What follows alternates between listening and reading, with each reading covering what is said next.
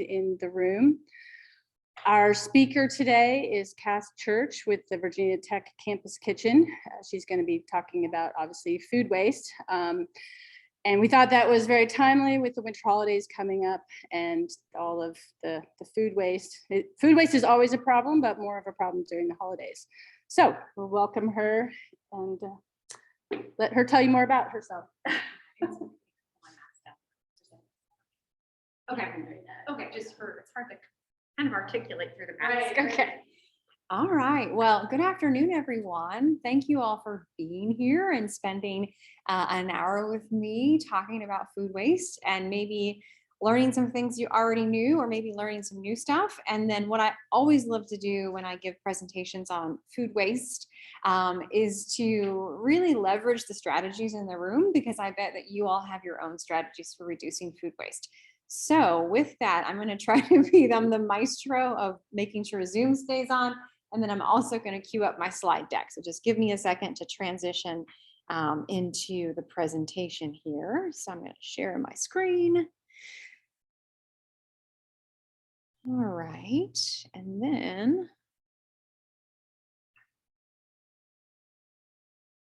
awesome. And can the Zoom expert in the back confirm that you are seeing my screen?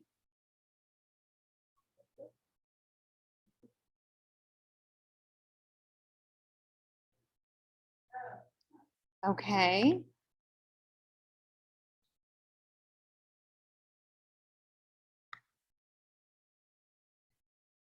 Or if there's anybody in the, it says I'm sharing my screen, but if there's anybody who's in Zoom, maybe you could drop in the chat if you're able to see the slide deck or no. I know everybody here can see it. This is Carol. I am not, I'm able to see a pink bar, a black bar, but nothing else. Okay. There you go. That looks good. Yay. Okay, thank you. Now we can start. Okay. All right, everyone. So as Anne said, my name is Kas, and I will try to also stay stationary, which is not my normal routine because I know the Zoom folks are out there. But I guess you're also staring at my screen. So where I am in the room is not as important. But my name is Kas Church, and I use she, her pronouns, and I work for Virginia Tech. Specifically, I work for a department called VT Engage, and I manage a program called Campus Kitchen. Anybody in the room heard of a program called, I'm representing the Campus Kitchen program? Maybe not so much. Okay, maybe some folks. broad audience. So the Campus Kitchen program started in 2015, and it is a program that is managed by staff at Virginia Tech, but it is completely facilitated by student leaders. And what these student leaders do is they go into our dining centers on campus 4 times. We have currently 4 shifts, and they will go into the campus dining centers and they will recover any unused food, and then they will deliver that unused, perfectly safe, very healthy, nutritious food that was prepared but not used by the students on campus, and they will divert that to food access agencies throughout the New River Valley. So it's really an effort by the student leaders that I work with to really reduce the amount of food that is being wasted, while also addressing the amount of hunger that we often see in our community, and not just in the New River Valley, but communities around the country. So that's a little bit of context. I'm going to talk more about it, but this is a presentation that I actually put together for a broader audience. So I'll talk a little bit about my program, which is Campus Kitchen, but food waste is something that I care a great deal about. We're in the room because we're connected to Sustainable Blacksburg. So I'm assuming that many of us have at our heart what are some sustainable practices that we can adopt, and what are some things that we can do to maybe mitigate our impact on the environment. And reducing our food waste is absolutely something that we as individuals can do to mitigate the impact that we're having on the environment, the negative impact that we're having on the environment. So for me as a person, I'm very passionate about reducing food waste. I do that on a personal level, and then I'm grateful that my work through Virginia Tech also allows me to do that on a more broad scale. So this presentation, while I'll talk about Campus Kitchen, and then I also will be talking about the Glean team, because unfortunately they were not able to join, but they are doing amazing things in the New River Valley. So I will speak for them, but only because they can't join. Although I think there might be a member on the Zoom that I'll connect with. This is also holistically about what is food waste like in our country. So am I still doing okay on the Zoom?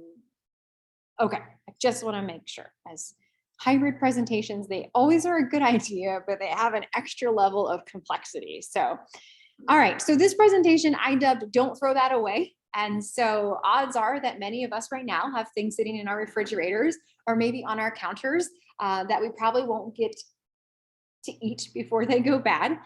So this presentation is really designed to just make us more aware of that type of waste, and then also to provide some strategies for how you might reduce food waste, both as an individual and then collectively as a society. What are some things that we can do to reduce food waste? Especially as I appreciate that Anne said, as we head into turkey time, for those of us that we'll be celebrating Thanksgiving. It's often a time of abundance, but also maybe a time of overabundance.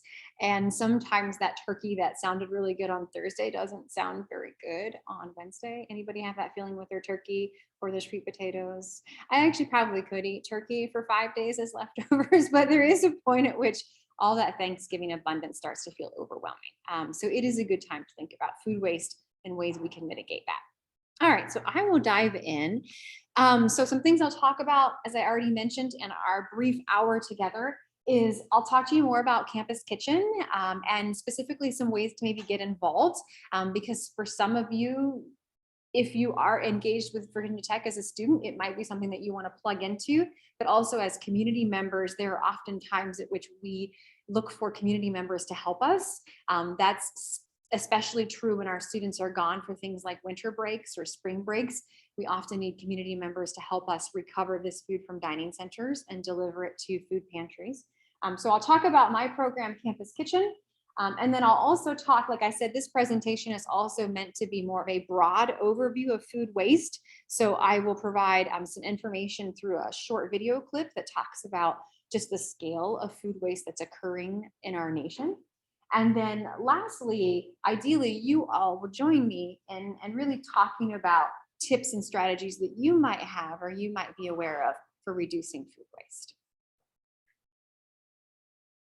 All right, so first things first, it would be remiss of me if I didn't talk about Campus Kitchen.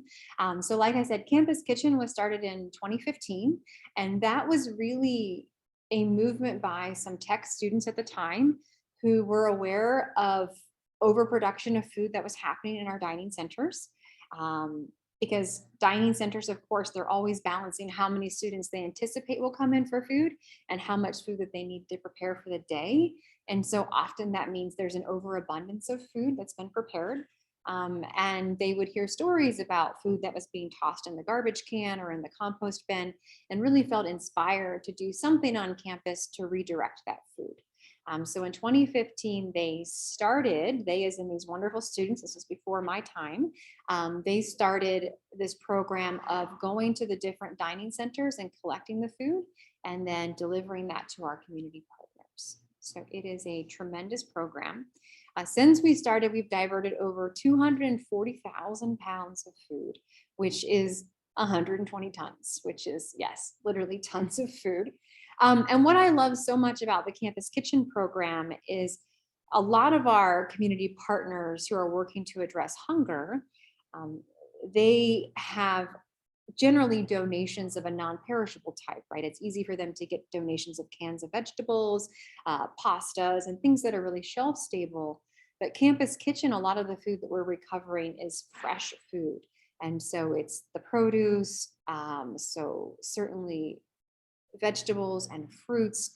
Also increasingly with COVID, a lot of operations on campus shifted towards prepared sandwiches and things. And so we're also bringing community partners puddings and sandwiches and really high quality salads. And so the great thing about it is that allows our partners in the community to really supplement some of that non-perishable food that they have with fresh, healthy options. And so it's a program that I'm very proud to be a part of.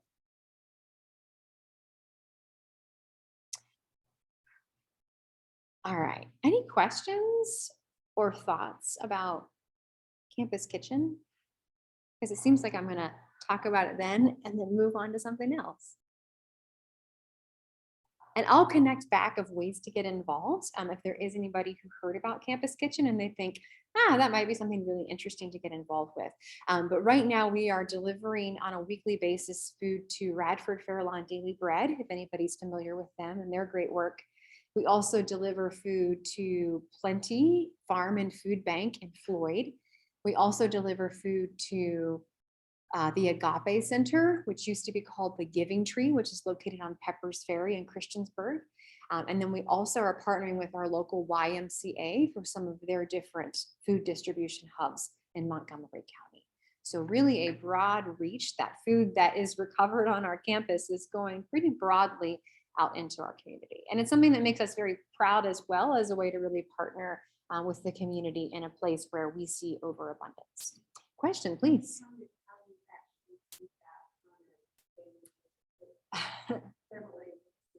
Mm-hmm.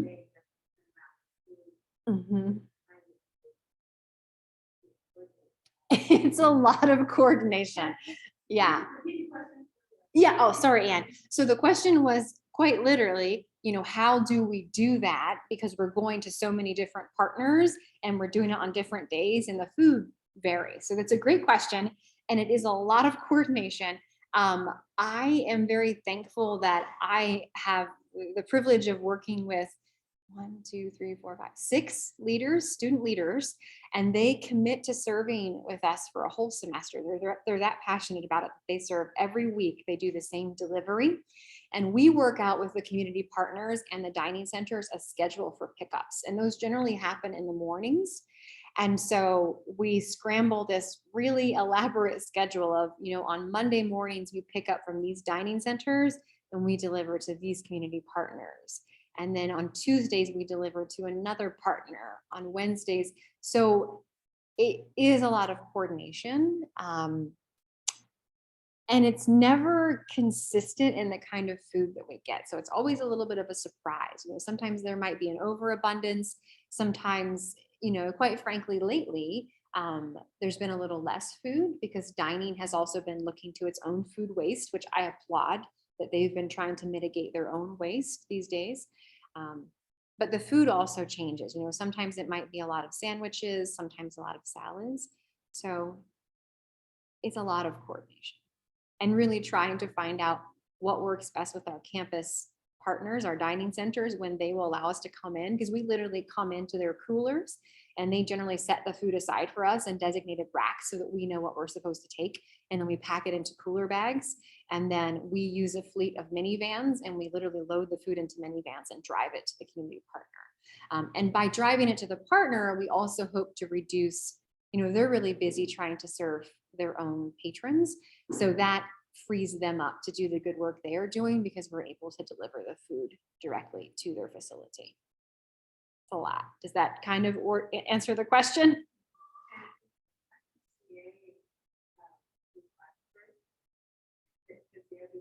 Mm-hmm. Yes. So the question was, is the YMCA partner in Blacksburg? Yes, we are partnering with the YMCA on Washington Street, their location, and we partner with them on Mondays. We recover food and deliver it to.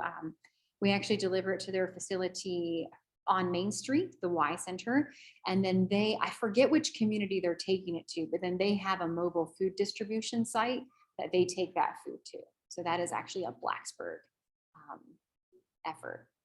Good questions. Yes, please. This is wonderful, and I'm wondering if it leads to a lot of one-use plastic and foam repackaged.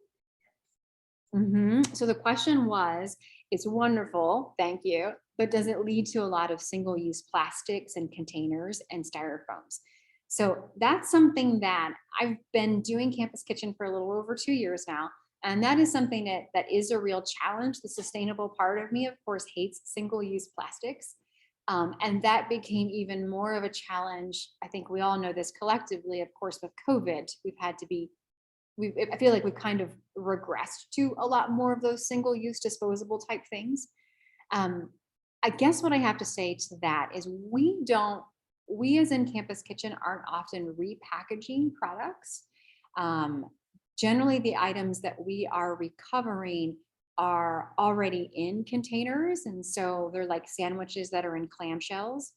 And I don't know if Blake, I'm kind of looking to Ann. I don't know if Blake, who is the sustainability manager, I see that Emily's in the Zoom room too, which is great. But I will say that there's a gentleman, Blake, who works on sustainability with dining. He's done a really tremendous job of thinking about when they do have to use single-use plastics, what kinds of plastics might be the most responsible. And so, I am very thankful at Tech that we're not using styrofoam. The plastics that we do see are at least number ones, I believe. But of course, the challenge then becomes they might be going out into communities where they cannot recycle ones and twos even. So, I think that's an ongoing. For us, we're not creating additional. We generally are packaging these items in reusable large like cooler bags and then unloading them at the community partner.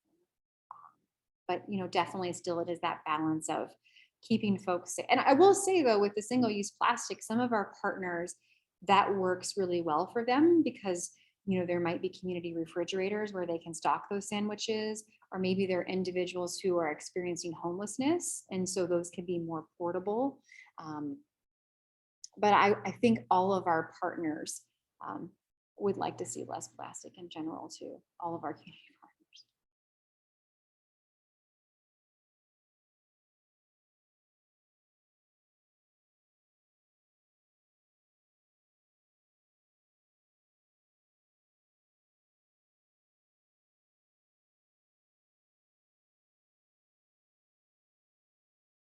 Trish.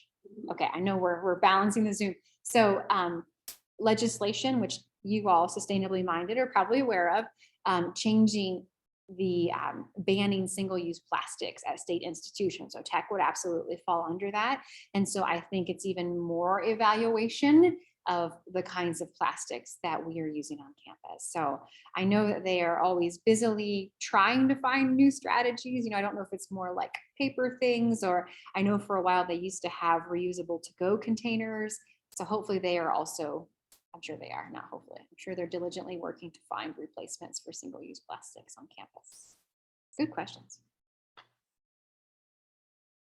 Other questions about Campus Kitchen? I will pause at the end too. So if something comes to you, or even if it's not related to Campus Kitchen, I am open to questions as they come to your minds, and happy to also save time towards the end to talk about what I know, at least, although I'm doing the good work, but by no means an expert on food waste. I did want to provide a little context because you all are here, focusing on the cost of food waste and what it means for us as a local community, but also more broadly as a nation and even a world. So in the United States, we waste about 40% of all the food that is produced. So about 40% of all the food that is produced in the United States is actually wasted. And that, as the video I'll show in just a second, will come at different points in the production. So that's not necessarily that we are just not eating all of our turkey dinner and so we're throwing it in the garbage. That's at all kinds of points of production. But we as households, so when we are actually looking at like my household, your household, our food waste, we do contribute to about 76 billion pounds of food a year. So that is in a household lens. That ends up being about 238 pounds per person that's being wasted. And if we, at least when this statistic became available, if we kind of priced that out to what the financial toll of that would be about $1,800 a year for person wasting food. So obviously there's a financial cost to wasting food. I think about that when I'm not able to eat my leftovers or to use all of that produce I bought. But as the video will also show you, food waste has an even higher cost when it comes to our environment and sustainable practices. So food waste takes up room in our landfills. And you might say, yes, of course, Cass, we throw it in the garbage and it goes into the landfills. But the challenge there is there are better things we can be doing with food. And when we're throwing food in a landfill, we're taking up that space in a landfill where something else could have gone. What do I mean by that? Actual like garbage could go in a landfill. That's a finite space, the area that we can use for landfills. And we're putting food in there, we're even more exacerbating this landfill space. Other things we could be doing with food could certainly be composting or reducing it, right? So there are better things we could be doing with it than just throwing it in the garbage. Even worse is that when food waste gets into the landfills and it breaks down, it produces methane gas, which of course, again, for many of you environmentally minded folks, is really bad when we're thinking about greenhouse gas emissions, the methane that is being produced by all of this food matter that's breaking down inside of landfills. So I have a short video. I'm going to attempt to play it from my computer because it seems as though our speakers aren't quite working. So just give me a second to get all of that queued up and in good working order. So I'm just going to stop my share on Zoom briefly. And then switch over to my video here. I'm going to put the closed captioning on, so hopefully that will kind of help where the audio might not be as loud as we'd ideally like it to be. All right, so this is about, well, it's 10 minutes, but we're good for it. It's a really great video which provides a nice overview of food waste at a national scale. The folks who put this together are going to mention an organization called DC Kitchen. And DC Kitchen was actually where the idea of Campus Kitchen started. So Campus Kitchen was a national movement of college campuses across America that are doing this similar type of program that we're doing at Virginia Tech. So they are kind of the mothership. Yes, please. Thank you. So I need to go Zoom and I need to share. Thank you. It's good to have other people reminding me, and optimize this for sound and for the video clip. So let's, okay. Yes, please. Okay, is there a way to share this video with the person online in case the sound is both Absolutely. I think if we have their emails or how they registered, I could push out this whole presentation. Perfect, good questions. All right, so we'll just see how it goes. The computer is pretty loud, so. Farm all the way through to the potatoes left on your breakfast platter. Food is either. So let's back it up. Does the audio sound like it's gonna work for us? It definitely is working for the Zoom folks. They're good, but. About 40% of all the food never gets eaten. And that's everything from food lost on the farm all the way through to the potatoes left on your breakfast platter. Food is either going to a landfill or getting burned in an incinerator. Food is the #1 product in American landfills today. In 2012, 34 million tons of food, a lot of reusable food was thrown away in the United States. When you contrast that with the fact that there are over 800 million people around the world who are still food insecure, at the same time, 1 in 6 Americans is considered food insecure. It's really a kind of a moral tragedy. There is a huge consequence to deal with the societal problem of hunger, but also it has a huge consequence in terms of the environment. If food waste were a country, it would rank 3rd in terms of its greenhouse gas emissions. Methane is a huge climate change problem, and that landfills are a tremendous contributor to that methane, which is 10 times more potent as a greenhouse gas than carbon dioxide. The truth is, when you get into it, you're really kind of talking about any inefficiency of the whole food system.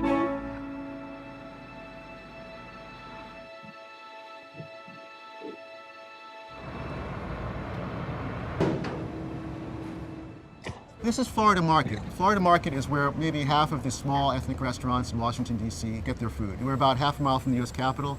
It's a very light industrial area. There are butchers, there are wholesalers, there are produce sellers. If you come here at 2 o'clock in the morning, you'll find oodles of wasted food. And the problem is this: food goes to waste because it's expensive to transport and to keep cold.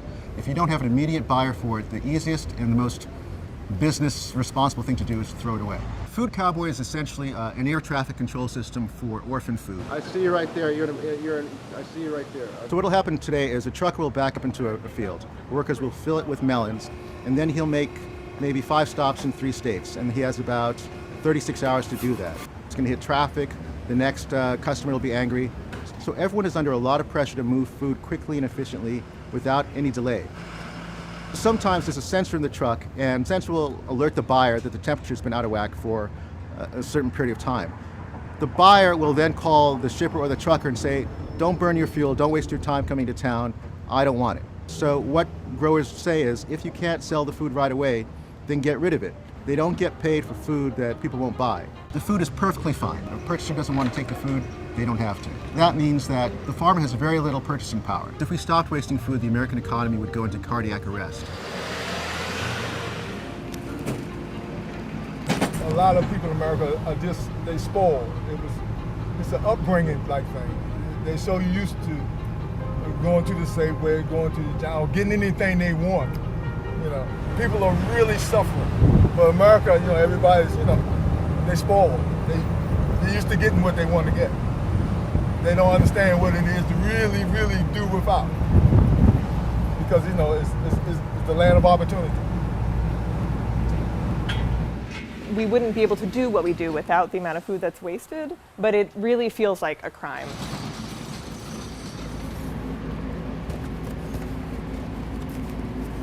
Fresh meat, good fresh meat. We do like over 100,000 pounds within a month. This is a big truck. We have 3 of these. Then we have 2 small trucks. So we have enough trucks to bring it in. So we bring in a lot of food, a lot of food. MANA is the food bank for Montgomery County, Maryland. We travel to 50 grocery stores in the county Monday through Friday, and we're picking up produce, dairy products, items off the shelf. There is perfectly good food that is brought in here from grocery stores, from farmers markets, that would otherwise go into a compost bin or into a trash. It makes me very angry to see the amount of really good food that's brought in here, either because it has a little bit of a blemish, so people when we see it in the grocery store, we wouldn't purchase it, or it's because the date on the package is such that people think that it is no longer safe to consume. But there's not a lot of education done to let people know that that is just a best by date, a date that indicates quality, not safety. And so the fact that we can keep food on the shelf and then throw it away and it's not getting to people says something about our society and the way we don't really value the work that's done by the people that produce the food and the value of the life of people who aren't getting access to it. DC Central Kitchen is based on a very simple premise, and that premise is waste is wrong. So all of this delicious product is being plowed back under or tossed in a compost heap just because it's aesthetically or geometrically challenged in such a way that it has little or no commercial value, because it doesn't fit in the right box, fits in the right truck, in the right bin at the grocery store. I got in front of about 100 local farmers. I said, we will buy from you every piece of fruit that you can't sell because it doesn't look right. And the room burst into laughter. It turns out that the amount of that food is so mind-blowingly large that it would be practically impossible. We still can't touch the vastness of what's out there. So all this food that would normally be thrown in the garbage or wasted, we've now processed this food and we've frozen it and prepared it so that we can get this food in the hands of our most vulnerable citizens here in the nation's capital. We invite people in to work with us 365 days a year. We want people to see the product that we're using, that it's not bad stuff, that it's not stuff that is dangerous to eat, that this is really good, healthy food that otherwise would end up in the dumpster. But where we're really focusing now, and where the more insidious waste is at the beginning of the food system, particularly on independent farms. 40 to 60% of what's grown on independent farms never makes it off the farm because it's the wrong size.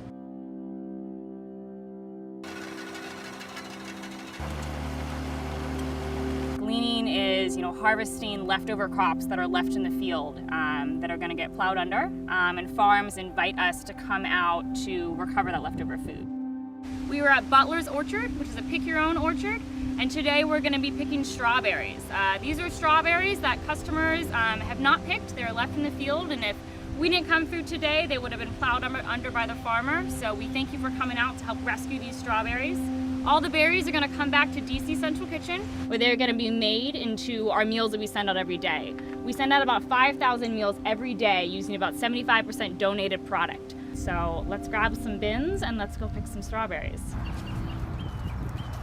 A funny looking strawberry is just as nutritious as, a perfect red one in the fields. I mean, I would venture to say these strawberries, because they're smaller and more nutritionally dense, are probably even sweeter and better tasting than the ones you're going to find in the supermarket. It's hard to get a lot of city people to understand that this is a crop.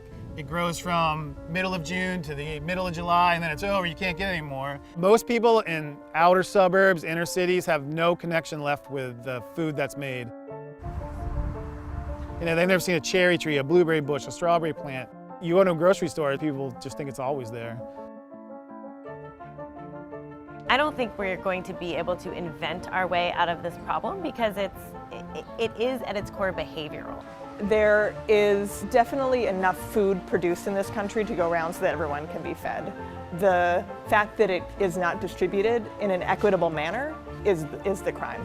And it's about poverty. It's about distribution of wealth, really, more than it is lack of sufficient food supply. I think we waste a lot of food because, quite frankly, we're sort of lazy. We, as Americans, have been incredibly fortunate to be a part of a food system that is abundant and cheap. And this sort of sets us apart, I think, from a lot of other countries across the world.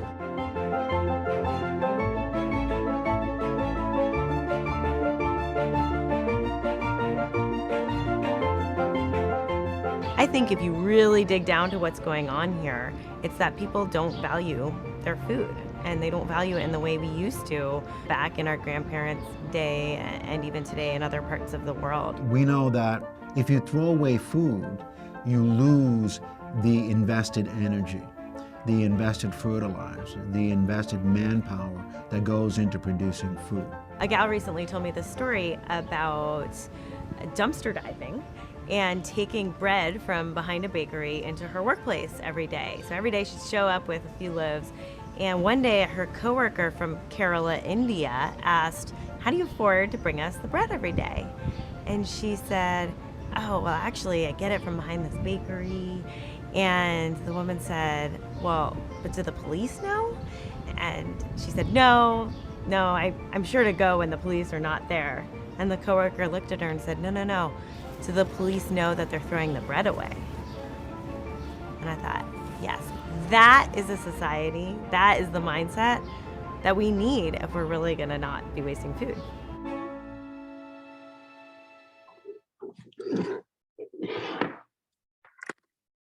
All right, so let me transition back over to the presentation.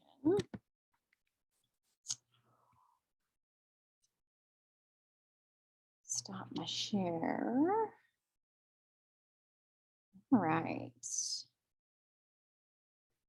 So any thoughts or anything that stuck out to any of you or in the Zoom room, although I'm having a hard time, I'll keep an eye on the chat, that was a surprise or any new information that you gained from that video? Please, yes, in the back. In the past, the grocery store, when the produce was going down, went down, stuff in the store, and brought in some sort of bill and get it directly from the store, and then drive that to whatever. But it seems like there's less of that now, and I'm wondering if someone can economic thing, and I'm sure there's a lot to do with it. You wouldn't buy food, you can get it day old, but at least you're not having transport it, gather it all up, transport it, sort of like a system, kind of kept, Yeah, no, so yeah, the observation for those who are on Zoom who maybe couldn't hear is that, it used to seem like when stores had produce that was nearing a Best Buy, which I have a slide about Best Buy use by expiration dates, that it would be marked down so that individuals could buy it at a discount. And it just seems like there's less and less of that. I sometimes can find it at Kroger, but not all the time that you can kind of find that little kiosk. But and then also I appreciate the point about then you wouldn't have to transport it anywhere. Like if that system happened at the grocery store, which would be good for logistics, but then also good. I think about when they talk about on the video, of course, and I know you all are thinking of this because you're here with me today, is, you know, also the fossil fuels and the energy required to transport food, but then also just to produce the food. And so, yeah, I mean, food waste it's more than just the throwing the food away. It's kind of like throwing the energy away that was associated with producing that food too. And so what if there was a better system? Yeah, no, I appreciate that observation. Please, yes. I know that on some level, at least the South Main Kroger donates large quantities of bread and that sort of prepackaged stuff to get your food pantry. Do you know if they're also doing produce and that sort of stuff? Yeah, so that's a good question. And so just again, for the Zoom audience, about South Main Kroger diverting or donating a lot of product that's maybe nearing that Best Buy date to Interfaith Food Pantry specifically. And that's a good point. And I would say, and are they doing it with produce?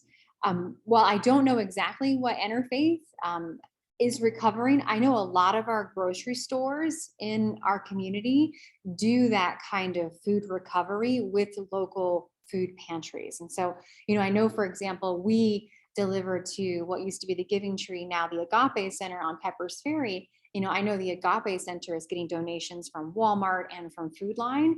And so I really applaud the fact that I believe a lot of our grocery stores here locally do recognize the importance of that. And I think one thing to add to that is, you know, in Virginia, we have a Good Samaritan law, because I think some people get a little nervous about, you know, what if I donate food and somebody gets sick? What are some legal ramifications that I might experience? In Virginia, truly not. Like if your intent is that you are, you know, trying to be helpful, that it is given freely. And that's what protects us as Campus Kitchen is, you know, we are good stewards of the food while we have it. We try to make sure it's staying as cold as it needs to stay, you know, that we're only capturing food that's within a certain window of time after its Best Buy date.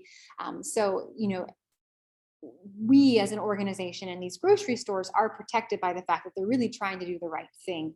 And I think that's a piece of misinformation a lot of people have in their heads, is that fear. But in short, yes, I believe they are. And a lot of other grocery stores are. Now, what I will say, though, when I talk to our partners, as in the food pantry partners that I work with, is, you know, unfortunately, a lot of grocery stores are experiencing supply chain woes. And then absolutely during COVID, when people were maybe buying a little bit more or cooking at home a lot more, our partners saw fewer and fewer donations. And that was really hard, you know, at a time when they were seeing increased demand from the community who needed food support, that grocery stores didn't have that same amount of food to deliver. So that's been kind of a hard thing. And certainly with Campus Kitchen, as I shared, you know, dining is doing a better job of mitigating their waste, which I applaud. You know, I'm glad they're looking at how much food is wasted. But that does mean that there's less food for us to deliver to food pantry partners in our community. Other questions or thoughts about the video or any other things that maybe? Yes, please.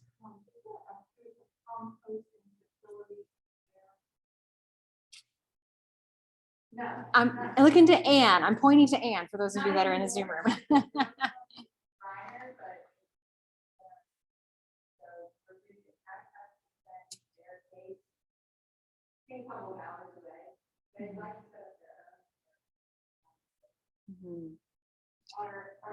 Our program last month actually covered composting.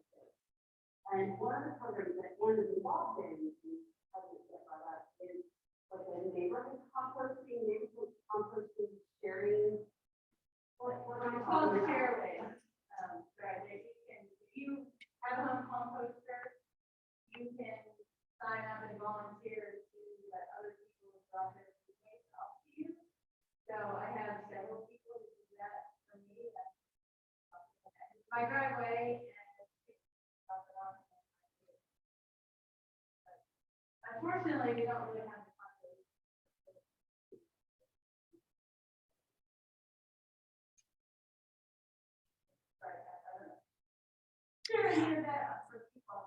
Yeah.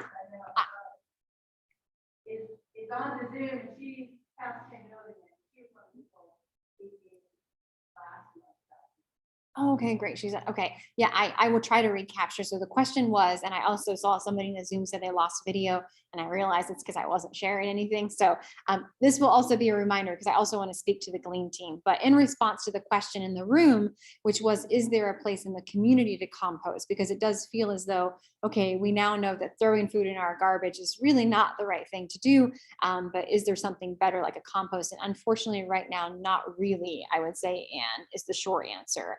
Although there are certainly efforts, it is, it is a little, it can be a little intensive, especially to manage something for the community. It would need some kind of tender, I would think, too. So it's, but if you personally have any yard space, it's pretty easy to have your own compost pile.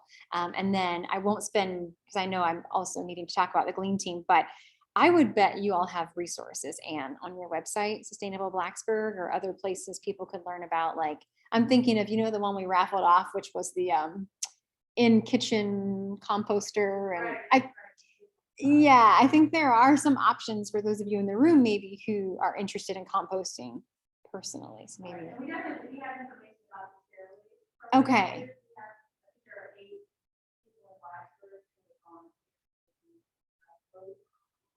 Perfect. So for that share waste and other things, maybe check out the Sustainable Blacksburg website. Good question. So I'm going to shift gears, and okay, they're still seeing mine. Thank you. See, this is why I appreciate. Let me try that again. Nope.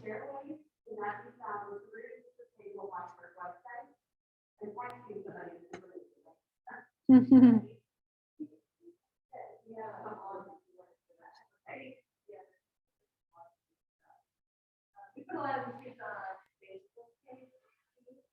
we also, if you're not on our list here,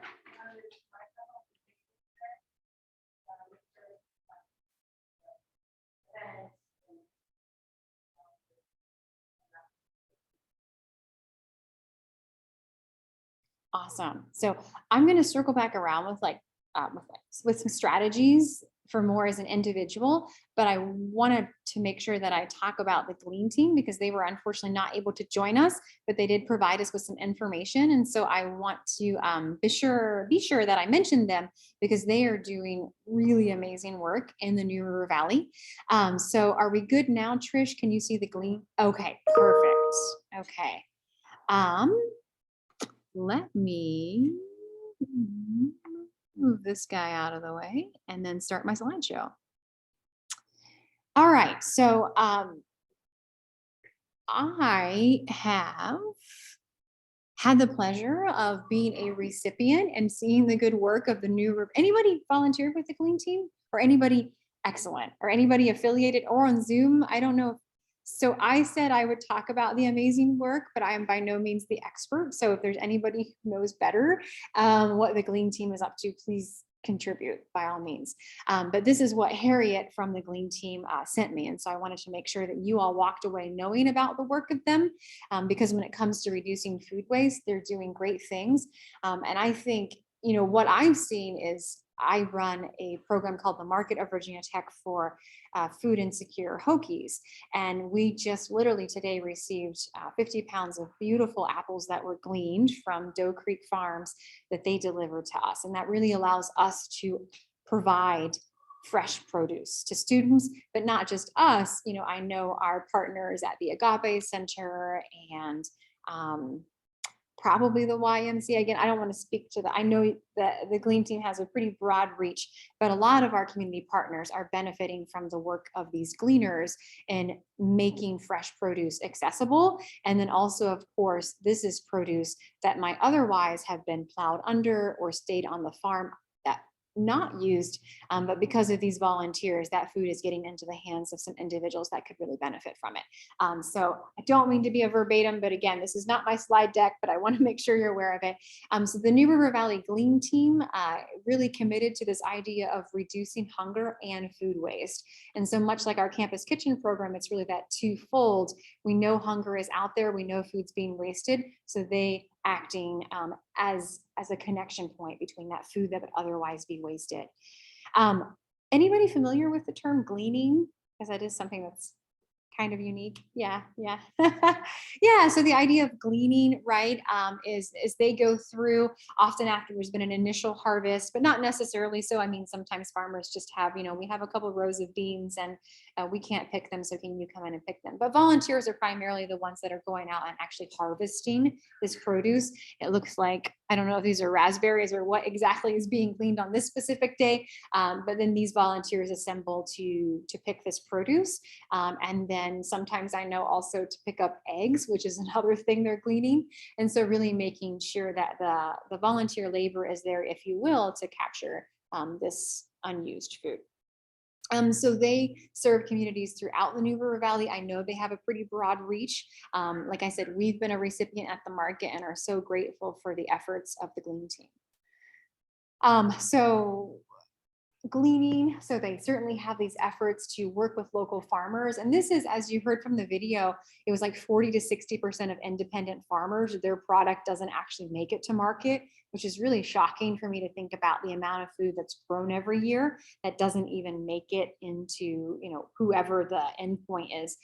So the Glean team is one of these organizations that's working to recover that food that might not otherwise make it to the retail outlet or the end consumers. They also maintain and harvest from local gardens. I know they do a lot of work with young people as well to really educate people about farming and where their food comes from, really. So kids have a greater understanding of food. They have upcoming actually this weekend, and I think they're still looking for a couple of volunteers. They have their big event, which is a potato drop, where they buy 80,000 pounds of potatoes. So they buy a semi truck full of potatoes, and then they rely on volunteers to come. And you can see that in this picture, help bag up these potatoes into portions that can then be delivered to food pantries throughout the New River Valley. So if you're interested in learning about or helping out with the potato drop, they're looking for folks, like I said, this Friday afternoon, I believe, and Saturday morning, afternoon. I'm going to provide you with some contact information for John, who is the convener and facilitator of the Glean team. But they are looking for some more folks to help because it's a really heavy lift, but it's a great benefit to food pantries in the area. They also are working right now with VT Poultry, so our Virginia Tech Poultry Sciences crew, to recover eggs. And so they recover about, I'm moving this out of the way so I make sure I read that correctly, 1,500 eggs a week. And so these are eggs that are being produced by hens who are involved in various trials. Nothing that's weird or creepy. Sometimes it's testing different feeds or different exposures to light. And so what was happening is, these eggs, the hens were laying eggs, and these eggs for a time were being incinerated because, again, the poultry science folks didn't have that network to distribute the eggs. But now the Glean team is one of those partners who's collecting those eggs on a weekly basis. You can see this volunteer here washing, because they take on a lot of the washing and packaging these eggs so they can be distributed to the community. Volunteers are always welcomed, says Harriet. So I want to make sure that John Galbraith, who wasn't able to join today, is the mastermind or the master convener, if you will, of the Glean team. And I know that they are always open to volunteers. So wanted to make sure that you all were aware of that contact information for John. So if you'd like to get involved, certainly connect with him. I know, obviously the season for kind of harvesting and farming is winding down. But if that's something that you might like to get plugged into in the future, that would be great. I think the eggs are an ongoing thing, so there might still be opportunity for egg, or you can visit them on their Facebook page. Anybody who's been with the Gleam team, did I leave anything out? You're welcome to unmute yourself or raise your hand or please do. I said I would do my best. The eggs typically have to break semesters, so it'll be great. We will glean from egg layers, we can apple, sheep,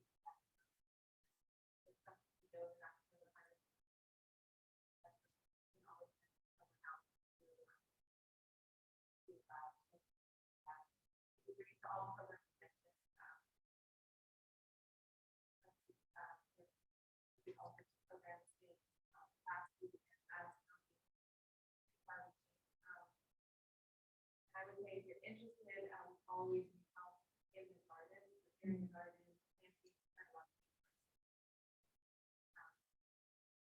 always help with that extra schedule people for a certain day of time. Mhm.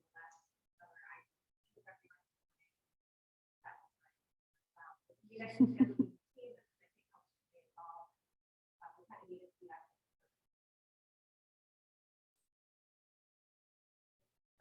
Yeah, potato drop is this weekend, and it's really easy to bring the kids to help with. Or do the home.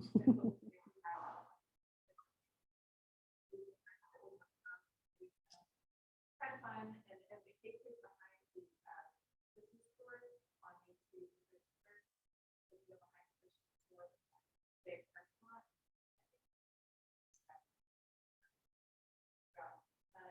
Guys,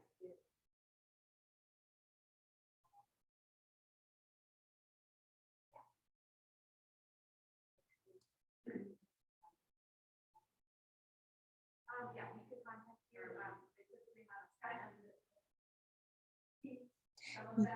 Yeah, so we'll pause and then I'll try to capture for the Zoom audience who maybe didn't hear. So we have an expert in the room from the Gleam team, an actual volunteer. And so just to stress, I think for those on Zoom who maybe didn't hear, I think it is also important to indicate that you don't have to be a big farm. You know, it could be that you have a garden or maybe a small orchard where you have excess produce. So think, you know, if there might be any producers, you know, people who are growing food in the room or on the call, to contact the Gleam team because they can also, you know, it doesn't have to be Doe Creek Apple Orchard, it seems. And the eggs will go a little bit on hiatus for the winter break. So it is more of a semester-based thing. And you can sign up. Mostly the Gleam team focuses more on actual shifts. And so for people who might like routine opportunities to consistent, like I'm a Monday person, the Gleam team might be a place for you to do that. And there's always help needed for the gardens. Did that mostly capture the high points? And the potato drop. Behind the Christmas store. So the actual potato drop, yeah, occurs behind, for those who know the Montgomery County Christmas store, behind that. And truly is, you know, lots of potatoes that need to be put into containers that are more appropriate for distribution at local food pantries versus the semi. Okay. Okay, so maybe check that Facebook page. You know, often those have the most up-to-date information. I do know John's a pretty busy guy, so if you see an opportunity on the Facebook page, that might be a better way. It just might take a little while for John to get back to you, but I know he's doing the good work out there. So awesome! Yay! Well, I didn't forget to blame you. All right. Oh, okay. There we go. And actually, I just wasn't at so. Farmers large or small. So again, if this might be something that's relevant to you because you are somebody producing food, you know, still contact the Gleam team because they are open to farms of a variety of sizes. And then also, this is something that I had forgotten. You know, if you have land, which is something that, you know, not everybody has the ability to grow, but if you have the ability to grow and might be interested, it looks like specifically John is curious about winter squash. But if you have space where you could grow some produce, that would also be a way to get connected to the good work of the Gleam team. And then again, there's John's contact information. So I'll leave that up there on the screen. I know we're pretty close to time. And so are there any, I didn't get into my like individual household strategies, which I love, but maybe what I'll leave you with then here really quickly is I switch my slide deck. So I know Zoom folks, I'm switching my decks. I just put together, I realize it's a lot of information. And, sometimes these sustainable topics, it's really hard to think about, this is such a big issue. The video certainly presents, this is 40% of food being wasted. I read an article recently that said if we would stop wasting at least 20% of our food, we could address all the hunger in America. That was a professor at UVA who's doing a lot of work on food waste. And I just thought, how remarkable if we could somehow harness 20% of the food that's being wasted and redirect it where it needs to go, that we might be able to provide more support to folks who are experiencing hunger. So I wanted to at least provide you with just a few strategies that I put together for how we as individuals can maybe take action to address this larger issue of food waste. So from my current slide, I'm not sharing my screen. How about now? No? Okay, I will share it. Always the Zoom stuff is tricky. But basically, maybe I'll say them just in case I run out of time. But ways that you can help is really to think about your own food waste. And so there are all kinds of strategies that you can find on the internet, things like making sure that you're always going to the grocery store with a shopping list so you're not overbuying, certainly sharing with other people, using your freezer, repurposing leftovers. Like you can find all kinds of information about how to utilize food waste in your own kitchen. So certainly starting as an individual is really a place that we can make an impact. If you have an area of your yard, I truly just have a compost heap. It's not anything too fancy or glamorous. It's just really an area of my yard that I fence in and I throw my food waste. And I'm amazed by how much food waste, just vegetable trimmings and things that I produce in my own house. And so, that's certainly a way as an individual. You can get involved, certainly if you're on campus, connect with me about Campus Kitchen. In the community, the New River Valley Glean team, it sounds like is very open to volunteers. You could share information with other people. I think a lot of people are surprised by how much food we waste in the US. And so I think even educating friends, family members, folks that you interact with in ways that we can reduce food waste would be helpful. And then I know Sustainable Blacksburg likes to promote this, but certainly buying locally and trying to eat as seasonably as possible can really also cut down on food waste. And also just the impact and energy that goes into, me wanting my avocados in February, right? And so thinking about the choices that we make with regards to the foods that we buy. I don't want to keep you a minute past 1 o'clock, but I just want to say thank you all for your attention today and time and bearing with me as I juggled the Zooming and the in-person. I'm happy to stay after if you all have any questions for me or want to know more about food waste work that's happening. Sorry, announcements.